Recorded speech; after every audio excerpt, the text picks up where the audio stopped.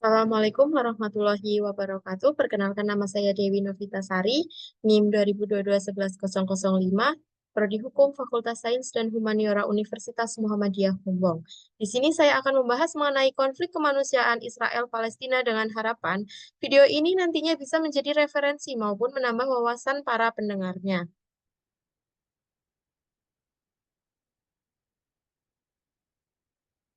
Kejahatan humaniter.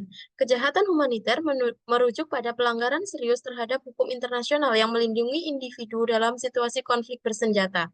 Ini termasuk tindakan seperti pembunuhan, penyiksaan, perlakuan tidak manusiawi, dan serangan terhadap warga sipil. Kejahatan ini dianggap sebagai ancaman terhadap martabat manusia dan seringkali ditindaklanjuti oleh pengadilan internasional seperti Mahkamah Pidana Internasional atau ICC. Latar belakang konflik. Konflik Israel-Palestina adalah salah satu konflik terpanjang dan paling kompleks di dunia, melibatkan faktor politik, sejarah, budaya, dan agama. Untuk memahami latar belakangnya, penting untuk melihat beberapa momen kunci dalam sejarah yang membentuk dinamika saat ini.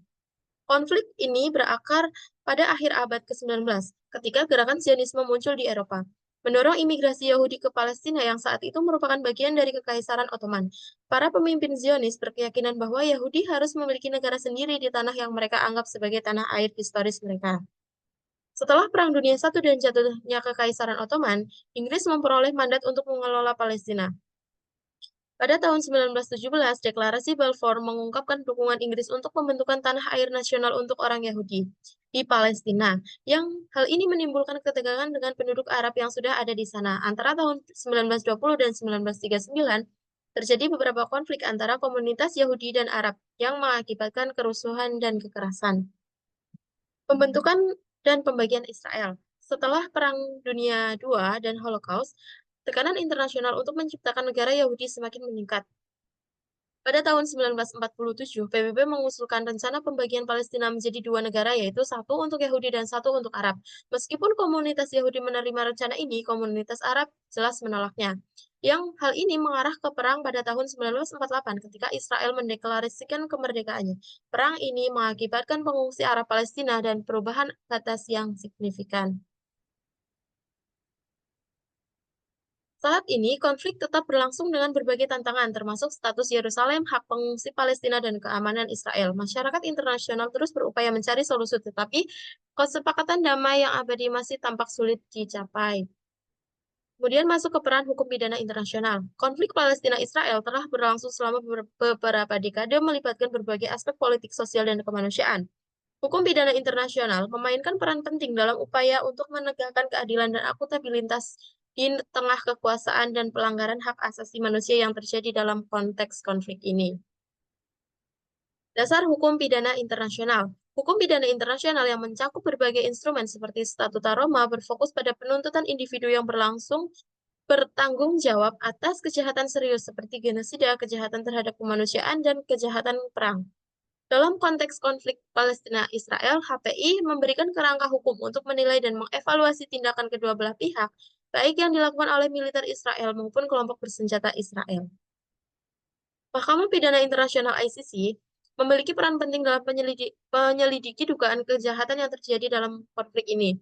Sejak Palestina menjadi negara anggota ICC pada tahun 2015, lembaga ini dapat melakukan penyelidikan terhadap dugaan pelanggaran yang terjadi, termasuk serangan terhadap warga sipil, pemindahan paksa penduduk, dan penghancuran properti serta ilegal. Penyelidikan ini bertujuan untuk memastikan akuntabilitas bagi pelaku kejahatan dan memberikan keadilan bagi korban. Pentingnya akuntabilitas dalam hukum pidana internasional. Hukum pidana internasional berupaya untuk menciptakan efek jera terhadap pelanggaran hak asasi manusia. Dalam konteks konflik Palestina-Israel, penegakan HPI diharapkan dapat mendorong kedua belah pihak, termasuk untuk mematuhi norma-norma internasional dan mengurangi kekerasan. Akuntabilitas juga penting untuk memulihkan kepercayaan antara komunitas yang terlibat dan menciptakan dasar bagi proses perdamaian yang berkelanjutan. Meskipun HPI memiliki potensi untuk berkontribusi dalam penyelesaian konflik, terdapat beberapa tantangan. Salah satunya adalah politik internasional yang mempengaruhi proses hukum. Banyak negara termasuk yang memiliki pengaruh besar seringkali mengambil posisi yang mendukung salah satu pihak sehingga mempengaruhi objektivitas penegakan hukum. Selain itu, akses terhadap bukti dan saksi di wilayah konflik yang seringkali tidak stabil menjadi hambatan dalam penyelidikan. Oke, peran masyarakat internasional. Komunitas internasional termasuk organisasi non-pemerintah dan lembaga internasional memiliki peran penting dalam mendukung penegakan hukum pidana internasional.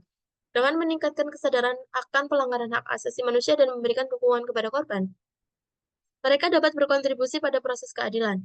Diplomasi internasional juga penting untuk mendorong semua pihak agar menghormati komitmen hukum internasional. Kesimpulannya, latar belakang konflik Israel-Palestina mencakup banyak dimensi yang saling terkait dari sejarah kolonial hingga identitas nasional dan agama. Untuk mencapai perdamaian yang berkelanjutan, dibutuhkan pemahaman yang mendalam dan komitmen dari semua pihak yang terlibat. Hukum pidana internasional menawarkan mekanisme untuk menegakkan keadilan dan akuntabilitas dalam konflik Palestina-Israel. Meskipun ada tantangan signifikan, upaya untuk menginvestigasi dan menuntut pelanggaran hak asasi manusia merupakan langkah krusial menuju penyelesaian konflik yang berkelanjutan.